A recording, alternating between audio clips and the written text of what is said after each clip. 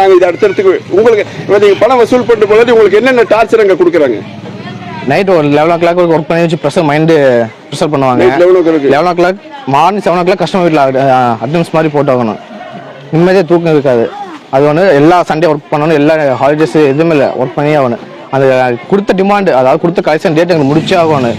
இல்லைன்னா எங்களுக்கு ப்ரெஷர். இப்போ நான் லாஸ்ட் 3 months அந்த மாதிரி விட்டனால தான் பர்சன்டேஜ் கம்மியாக எனக்கு வேலைக்கு போக சொல்லி நிற்கிறாங்க. இப்போ ஆஃபீஸில் 3 மாதம் பர்சன்டேஜ் கலெக்ஷன் கரெக்டாக வாங்கிறதுனால நான் கஸ்டமர் ஃபீட்பேக்கில் சம்பளம் மாதம் 20,000 வருது.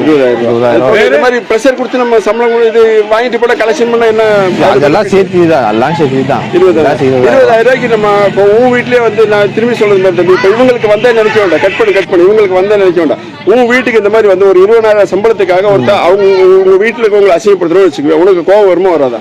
100% கோவம் வரணும். ஆனால் அது மாதிரி நான் வச்சுக்க மாட்டேன். என்ன வச்சுக்க மாட்டேன்? இந்த மாதிரி வச்சு